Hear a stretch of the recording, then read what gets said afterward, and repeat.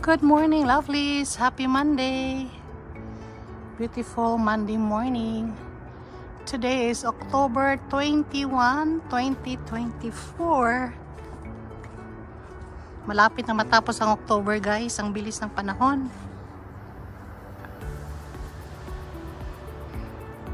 Pag nagpapalit ang panahon, papalapit na ang Pasko.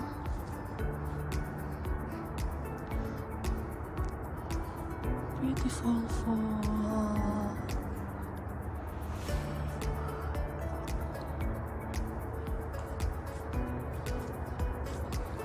So this is the maple tree.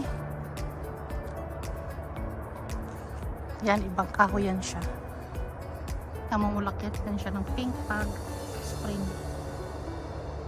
Forgot the name of the tree. Ilagay ko na lang sa description. Madami din siyang bunga. Very pink talaga to siya pag spring. Nasa videos ko din to siya. Ang dami niyang bunga.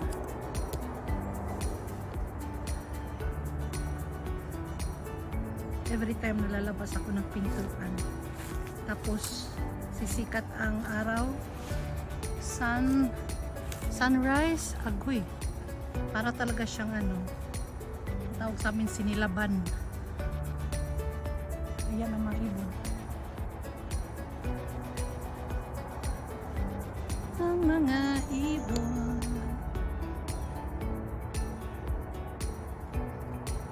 Ayan, nagkakantahan sila.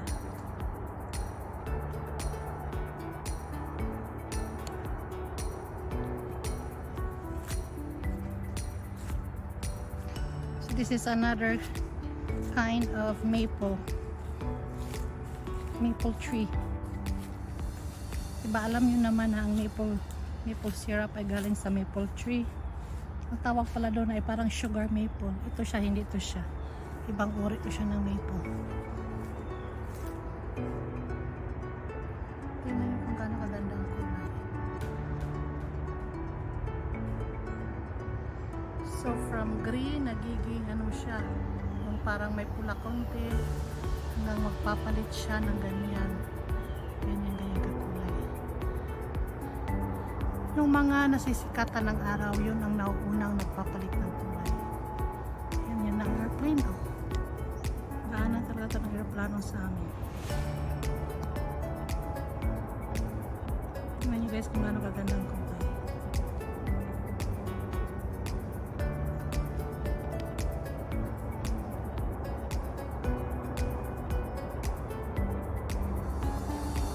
Dito na ako sa ilalim ng kahoy titira.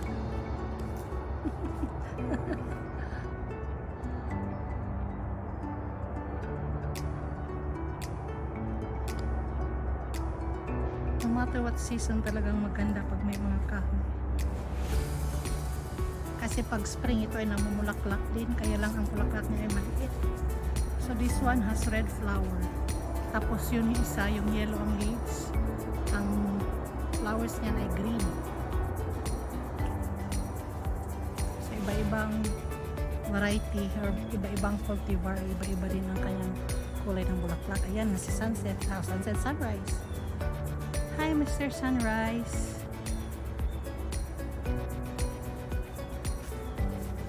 Maganda tingnan ng sunrise. Mas lalo niyang pinapatingkad ang kulay ng mga kahoy. Oh, thank you Lord for this beautiful morning.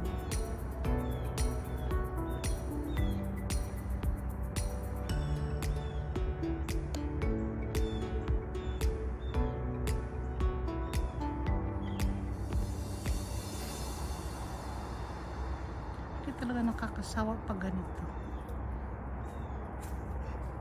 Kahit every year yung mga video ko, every season, kung nagpapalit na ng season ay pabalik-balik, pero iba namang video.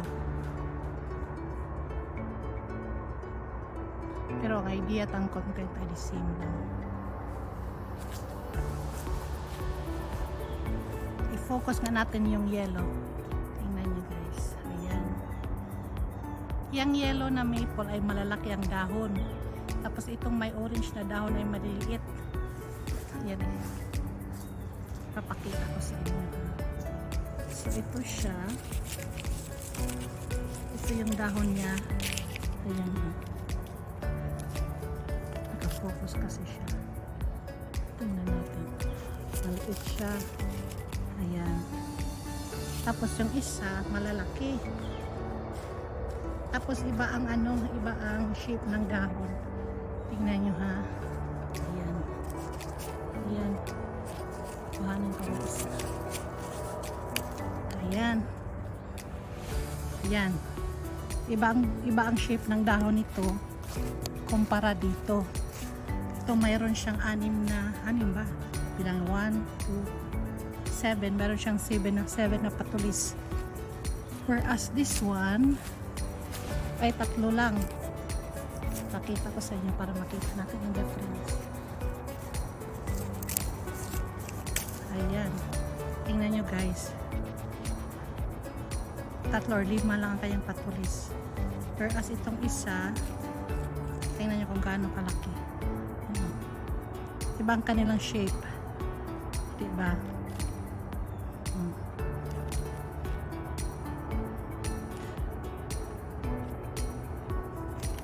Beautiful. Yan, malaki na din ang katawan niya. And thank you, lovelies. That's all for today. Ingat po tayo lagi. Enjoy. God bless you all. Bye-bye. Ito pala ang kaibahan ng iba't ibang uri ng maple. So this maple tree or this maple leaf has 7 points. Ito yung nagiging yellow pag fall. Ayan.